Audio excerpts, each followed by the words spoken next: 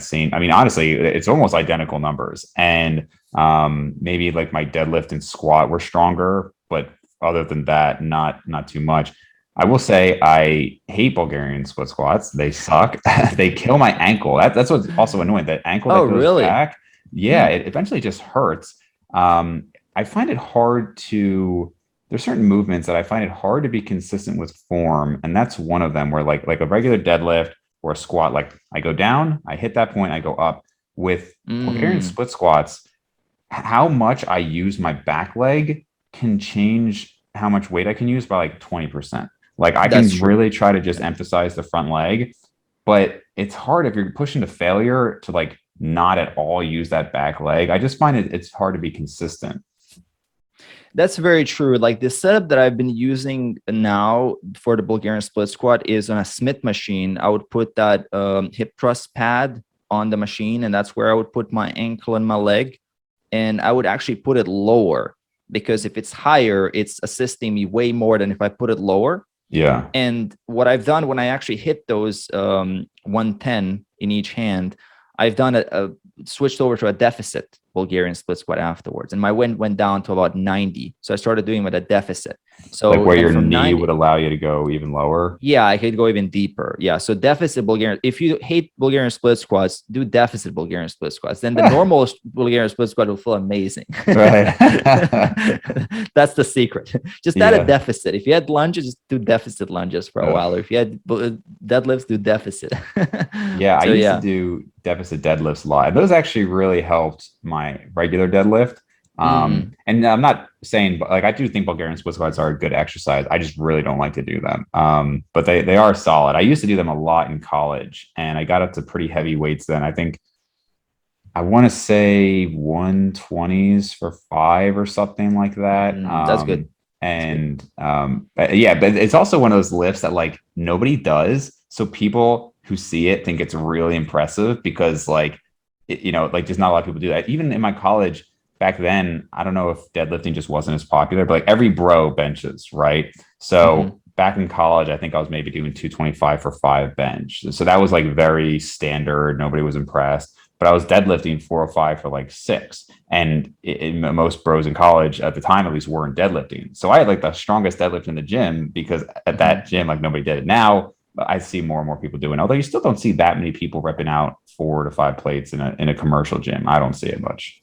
Yeah, I don't see it. I mean, if you walked into any of the gyms I've been to, you would be like the strongest, or maybe one other guy would be stronger than you Mm-hmm. with these numbers that we were just talking about. And when I walk Yeah. into the gym, it's very, very rare that I see someone doing anything that's impressive. With deadlifting, RDLs have been a game changer just because I don't actually have access to proper powerlifting gyms where I can properly chalk up and actually, put the weights down the way I like to deadlift, which is not do a strong negative. If I just break my back and add so much fatigue, right? I would actually, ideally, I would be deadlifting in 200, 210, 220, try to push my deadlift, but it's impractical in a commercial gym. If you start bringing chalk, if you drop the weight, Mm-hmm. right, they're going to just be, it's going to cause so many issues. Even in this gym that I'm in right now, even the RDL, like if if it starts, weight starts clapping, everybody's, that's just the kind of those logistical limitations that you kind of have to work around. I think the RDL translates really well to the regular deadlift. Like if you're super strong at the RDL, Yeah. you're a beast. I think that even the RDL, like when you put it on like 4 plates on each side, like the entire gym is pretty, Mm-hmm. like people are like, okay, what the hell is this guy doing? Because Yeah. it's very rare to ever see someone go above 3 plates, let alone go up to 4 plates. I've done in Mexico, I've done 5 plates. I was training with two buddies, and I was like, okay, fuck it, let's do it. And I never do. I'm really paranoid about. I never got injured like seriously, so I'm always like really cautious. Yeah. But with testosterone, training with other people, I also train mostly alone. So it's kind of like that thing when you Right. finally train with someone, you want to really show off. Yeah. And we're okay. There are like 3 plates. I'm like, let's try 5 plates. And I did a set of 4. It wasn't with perfect form. There was some back rounding, but not as much as I thought. When I was looking at the footage Yeah. later, I used a belt as well, and belt actually makes a big difference. I Oh normally yeah. don't do any belt training, Okay. so belt is huge. Belt, I mean, in a squat, if you had a belt, like I don't know how much it helps you, but I've noticed if you've done beltless squat, you put a belt on, Oh yeah. 15% extra instantly. Like it's crazy. I'm more upright. I can rely on the belt to bounce out. Huge. So belt is a game changer if you add that in. But without a belt, like 4 plates is huge. And in that context, going back to the movement that I wanted to kick everybody's butt, I told everybody now we're going to do walking lunges, a barbell walking lunges. The gym had a lot of open space. Okay. And one of my friends that I was, he was sort of regularly going to the gym, but he's never really, he's kind of like intermediate. He's never really kind of trained super hard to our B10. And we're like, look, you're going to do walking lunges until you can't get up anymore. It's simple, right? Until you cannot. And we racked up, I think I did about 185 and I was just like as many as I could. He did like 135, which is a lot for him. And we do like 3 circles. And he was on anti-inflammatories for like 3 days. He got high fever. Oh my God. Yeah. It was so much. And after that exercise, like everything went downhill in the entire training session. That was the first exercise and everything else just like done. Yeah. My time in, I guess it was my senior year of college. And it was my first time ever deadlifting 405. But unlike a lot of people, like I never tried to do like for 1. I was just going up in weight for like 5s. So the previous week I did like 385 for 5, and I was still gaining pretty quickly. So then it was like 395, whatever. So I put on 405 and I'm already amped up because it's my first time ever lifting this weight. But again, it's a college gym. I know a lot of the guys there. So I loaded up and like everybody in this gym is watching me. So I hit my 5 and I was like, okay, not even that hard. Like I was like, okay, solid. But everybody's watching me. So I'm like, all right, let's see if I can get a 6th one. I got the 6th one. Dude, I messed up my back. I couldn't put socks on for like 2 weeks without it being like a 5-minute process. Like it was so dumb. But it was a very ego lift. And I don't even know if I ever fully recovered because now like I still tweak my back every once in a while in that same area. So deadlifts, I don't do them as much now because that was always my favorite lift. It was the lift I was best at. It was obviously like a very ego lift for me, like most weight.